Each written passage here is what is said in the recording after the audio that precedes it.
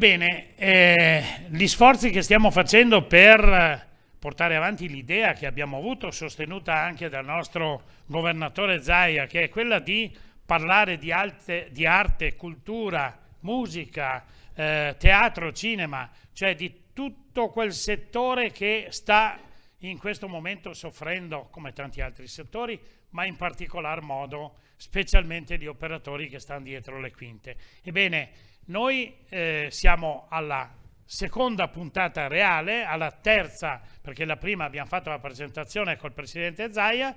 Valentina è la mia co-conduttrice. Ciao Valentina. Buongiorno a tutti. Alla quale passo immediatamente la parola. Grazie Bruno. Buongiorno ancora a tutti quanti. Contenti che insomma ci seguono e ci seguite.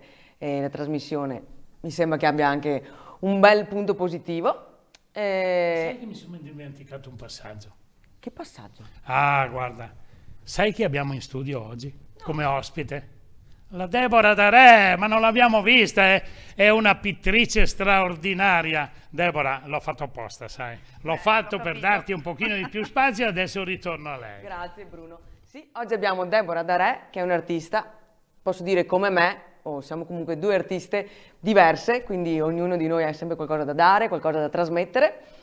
E felice che l'abbiamo in studio con noi, così lei può raccontarci le sue avventure, le sue emozioni, le sue passioni, tutto ciò che la lega all'arte e non solo all'arte. Ma anche vai. Tanto, ciao a tutti, grazie dell'invito a questa interessante trasmissione. Sì, mi presento per chi ancora non mi conosce, sono Deborah, mi piace dipingere, è la mia passione principale. Con l'arte, diciamo, si riesce a trasmettere delle emozioni che magari parlando oppure scrivendo non si riesce. Ma poi quindi racconti le emozioni. Prima voglio sentire Valentina cosa ecco, ha da le dire. emozioni. Sull'arte? Sì. Non sull'arte. Sull'arte o... Sui nostri amici, per esempio. Allora, dopo noi abbiamo un ospite importante in collegamento, dopo che avrà parlato la Deborah. Però, prima sentite i nostri amici. Quelli State che lì, si sostengono. state lì, non andate via.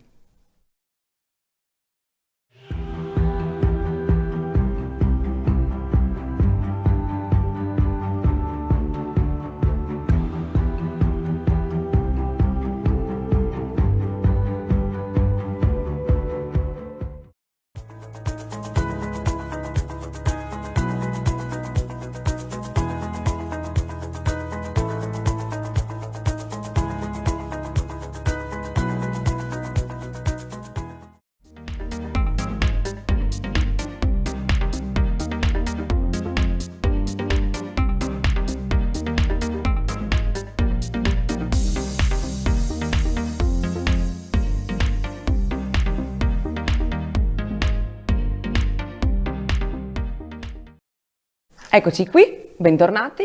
Allora, adesso, Bruno, vorrei presentare un ospite che abbiamo in collegamento, una persona importante, il dottor Lorenzo Costa, che è il presidente Ipostrade. Buongiorno a tutti, grazie dell'invito. Ma Deborah la conosco, ci siamo conosciuti per caso sempre tramite social così, e poi ho scoperto anch'io che anche lei è appassionata appunto di cavalli. Per spiegare un po' cos'è il Consorzio Ipostrade Europee, è un consorzio a tutti gli effetti come tutti gli altri consorzi che raggruppa dei maneggi sparsi in giro per l'Italia e anche all'estero. E questa volontà mia di ideare questa rete, diciamo, di maneggi è nata proprio dal fatto che mi sono accorto che nel mercato, chiamiamolo così, mancava, come dire, un punto di riferimento che potesse dare delle risposte ai turisti, chiunque essi siano, stranieri o italiani, per poter godere delle meraviglie e delle eccellenze enogastronomiche, storiche, culturali, religiose della nostra meravigliosa Italia. E il Veneto in particolare, ovviamente, anch'io essendo in Veneto, ha delle eccellenze che sono tutte da scoprire, e sono partito così casualmente, per scherzo. Questa, dottor Costa, è stata una grandissima idea. È stata una grande idea perché, da quello che mi risulta, il settore ippico è andato in crisi qualche anno fa e non si sapeva come farlo riprendere. Non è solo la pandemia che l'ha messo in crisi, ma anche altri fattori in precedenza. Perciò la sua riprendere dal turismo e dal far vedere e far conoscere le eccellenze venete, ma anche di altre parti d'Italia, è stata veramente una grande idea, dottore. Ma io, guarda, sinceramente non pensavo, perché nessuno poteva pensare a questa catastrofe di questo ultimo anno, ma è stata un'idea azzeccata. Perché? Perché ovviamente rimanendo in Italia, non avendo l'estero che entra e non si sa quando partirà, evidentemente anche le persone che ci stanno vicino a casa oggi hanno un'opportunità importante per vedere, godere appunto tutte le eccellenze che hanno vicino a casa e che magari non hanno mai scoperto, non hanno mai visto, anche perché noi dove andiamo a cavallo andiamo noi, ma non ci va nessuno, perché spesse volte insomma si fanno percorsi che sono privati, che sono di vicinale, dove noi andiamo a scoprire proprio quelle chicche che conosce magari solo chi abita in quella zona lì. Certo. Perciò portare le persone a vedere queste cose a cavallo, a passo lento, dove noi non corriamo mai, cioè rispettiamo l'ambiente, rispettiamo la natura, rispettiamo gli animali, e questo è una grande opportunità. Ecco, in questo momento qua di grande difficoltà, meno per l'esperienza che io ho in questi 10 anni che vado a cavallo, perché prima facevo un altro mestiere, insomma sta dando dei grandissimi risultati. Allora sentiamo Valentina prima di sentire Deborah, che lei ha la grande passione dei cavalli e ha già portato la sua passione nelle tele che fa. Valentina, hai mai pensato di dipingere dei cavalli? Allora, il cavallo no, l'ho fatto una volta per un ragazzo che mi ha chiesto, un carabiniere, di rappresentarlo a cavallo, ma non ho mai diciamo, come mio personaggio. Ecco. I tuoi personaggi quali sono? Io sono più un'artista, diciamo, astratta o figurativa, però vado molto a sensazione, quindi se sono, diciamo, nervosa o in base ai miei stati d'animo, cambia anche il mio modo di dipingere, cambia anche la mia pittura. I miei soggetti principali o sono le donne, quindi in media, sì, nelle mie opere la maggior parte sono donne, o tramonti. Io adoro fare i tramonti e usare sempre come base il colore rosso. Invece te, Deborah? I cavalli, io ho visto delle tele che hai fatto che sono fantastiche. Sì. Hai data qualcuna al dottore? Sì, l'ho omaggiato di un paesaggio, l'ho ritratto, lui con i suoi cavalli nella sua Monteforte d'Alpone, in mezzo ai vigneti. E quindi sì, per me diciamo il cavallo ce l'ho proprio nell'anima, quindi siccome l'artista, il pittore secondo me esprime quello che ha nell'anima quando dipinge, io esprimo quello che ho dentro e per me è il cavallo, quindi una cosa che proprio mi fa sentire bene. Quindi... Secondo te il cavallo è l'animale più vicino all'uomo? Per certi aspetti sì, quello che ama di più l'uomo, quello che riesce a, come si può dire, intrecciare quel rapporto tra mondo animale e mondo umano. Per certi aspetti sì, perché è un animale molto, diciamo, un animale che segue molto, buono, esatto, umile e buono, e si fa anche, diciamo, gestire dall'uomo, è molto umile, quindi infatti da lui noi impariamo molto l'umiltà. Questa è una grande cosa, perché è un animale che può essere magari, può dare soggezione a chi magari non è abituato, però nella sua grandezza, diciamo, c'è l'umiltà di farsi sottomettere dall'uomo, quindi questa è una grande cosa, insomma. Cosa mi dice, dottor Costa, del del cavallo. Lei ha detto che è da 10 anni che sei innamorato di questo settore, prima faceva altro. Hai detto proprio Me lo bene, dica lei, innamorato. io l'ho già espresso qual è la mia idea sul carattere dell'animale. Ma il cavallo per me è stata una scoperta, è stata una cosa fulmine a ciel sereno. Io ho guardato negli occhi la mia prima cavalla, mi sono innamorato, l'ho presa e da lei ho imparato tutto. Perché io non ho mai, per dire, non ho mai fatto un'ora di lezione, io ho imparato direttamente dalla mia cavalla, che non era un animale facile, per nessun motivo. Ho dovuto, si può dire, imparare, ho imparato. Poi da lì è arrivata la passione di capire come ragionasse un puledro, un cavallo, e ho preso un puro sangue arabo e lui mi ha insegnato la parola del cavallo. Valentina, Perciò Deve esserci una bella, come si dice, in simbiosi, tra l'uomo e il cavallo, anche perché il cavallo deve lasciarsi cavalcare, quindi deve fidarsi della persona. Quindi deve esserci capirsi con lo sguardo, non so come spiegare. è un L'uomo e il cavallo binomio, devono riuscire a capirsi, sì? è un binomio. bravissimo, devono Il proprio riuscire a cavallo, capirsi. il cavallo è un animale, è una preda, l'uomo è un predatore e di conseguenza un cavallo che si fida, che si adatta, che si in qualche modo plasma con il cavaliere, con chi lo imbuonisce. Ecco, per esempio, io uso questo termine perché non mi piace il termine addestramento. Per me l'addestramento è un'altra cosa.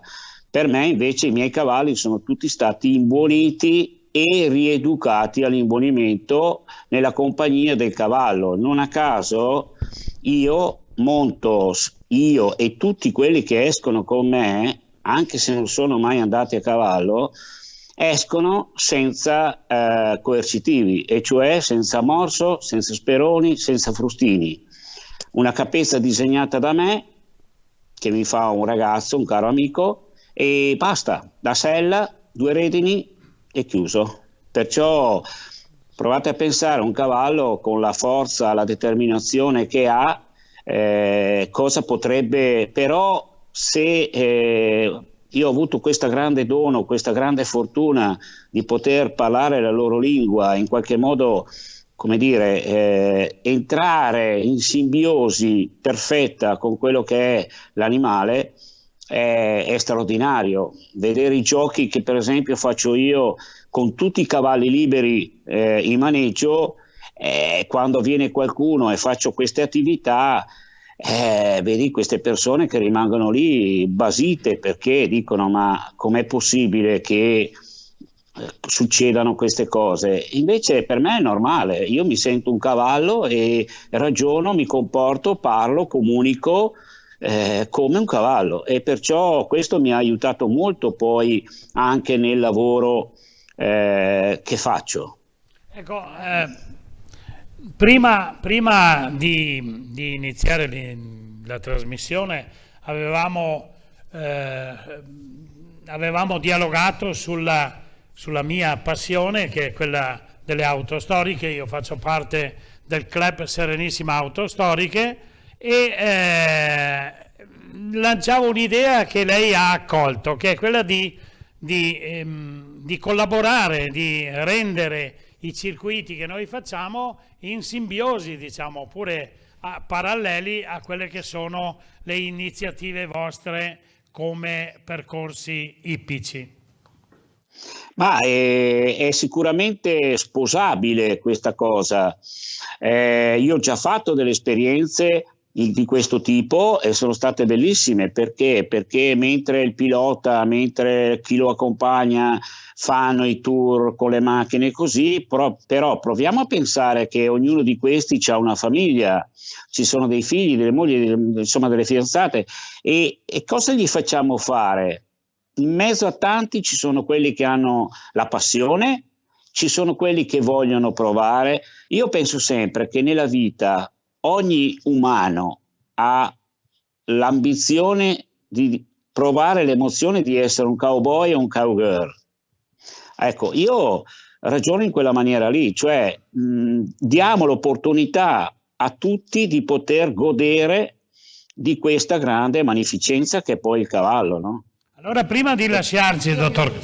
Aspetta che ti passo subito la parola. Prima di lasciarci, dottor Costa, le volevo fare due chiacchiere ancora con Valentina e con Deborah, perché poi passeremo ai saluti, perché purtroppo il tempo è quello che è, dottor Costa.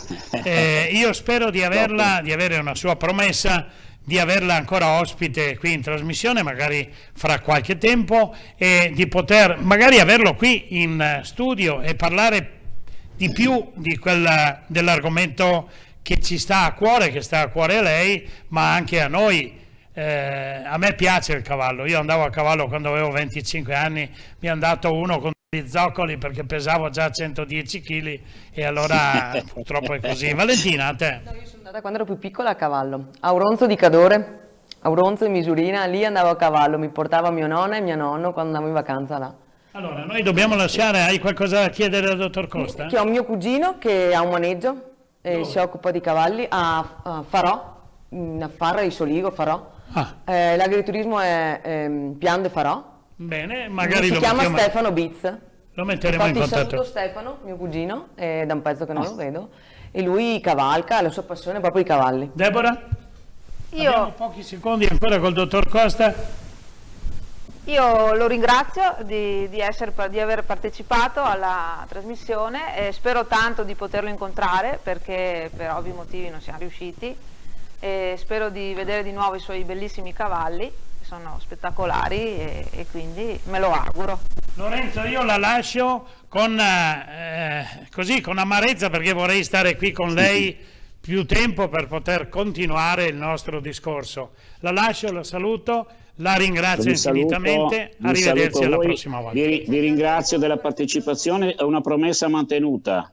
Grazie dottore, Grazie. arrivederci. Lorenzo, Grazie posso chiamarla Lorenzo? No, devi chiamarmi, io sono anticonformi, non mi piacciono i lei e voi, il tu è la più bella cosa che possa essere l'italiana. Perfetto, grazie Lorenzo, io sono Bruno, Grazie arrivederci alla prossima. Ciao Bruno, grazie Deborah, grazie a te, ciao. Ciao Lorenzo. Ciao.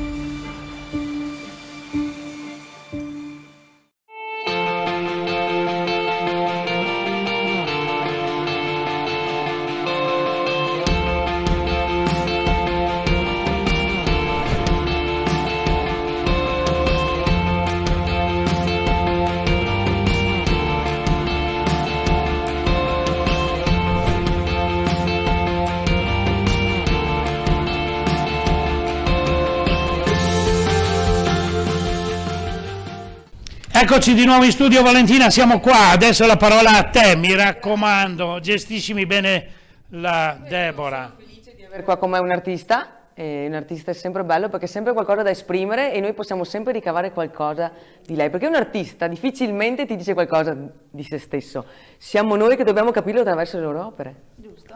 Ecco, questa è volevo dirlo, sottolineare questo. Abbiamo messo insieme due artiste, magari diverse nell'esprimere le loro passioni, le loro...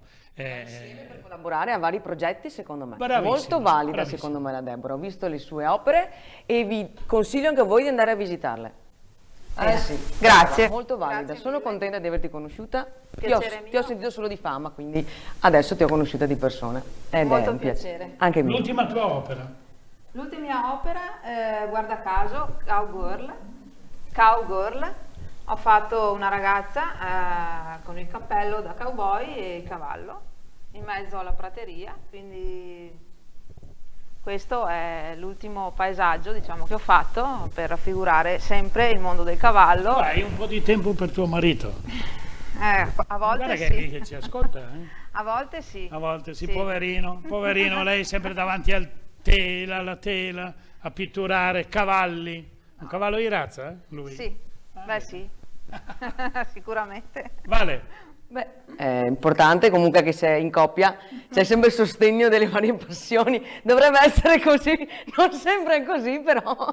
Bene, allora, noi dobbiamo ringraziare veramente i nostri videoascoltatori. Certo. Io volevo fare un ringraziamento anche a Sandra De Giusti della cantina Cadiraio. Ma io ti volevo passarti la grazie. parola. Ah, ok. Tu pensi e parli, parli vedi? e pensi. Io Io e te siamo già in simbiosi, come Sì, il cavallo.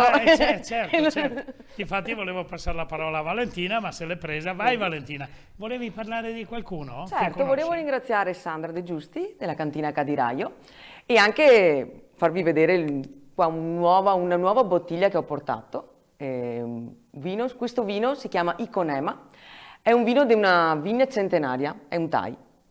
E è molto particolare, quindi piace o non piace alle persone. E questa è un'etichetta abbiamo fatta noi artisti in cantina, quindi è stato fatto un concorso e l'etichetta, quella più bella, è stata scelta ed è stata messa come... Io lascio Valentina parlare di questa azienda e di questa persona che andremo a conoscere in Certo. futuro. Prossimamente sarà qua anche con noi. No. Perché Valentina dipinge anche le scatole di Certo. le confezioni quello che contiene la bottiglia, che è di grande pregio, ma diventa di grande pregio anche il contenitore.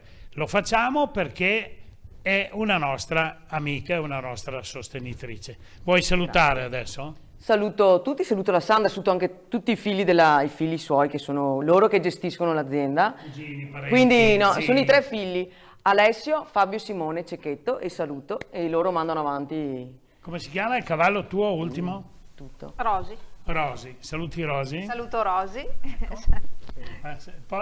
Poi? e saluto tutti quelli che... Tu hai anche bambini, mi sembra. Ho una bambina, sì, saluto. Maria Stella, saluto Maria Stella. Ciao Maria Stella, ti saluto Ciao, Maria anch'io. Stella. Ciao. Bene, e allora io direi di chiudere qui la trasmissione. Abbiamo cercato di fare il nostro dovere anche oggi. Seguiteci ancora perché avremo molti ospiti importanti sia in studio che in collegamento. Ciao a tutti, Grazie ancora, arrivederci. arrivederci.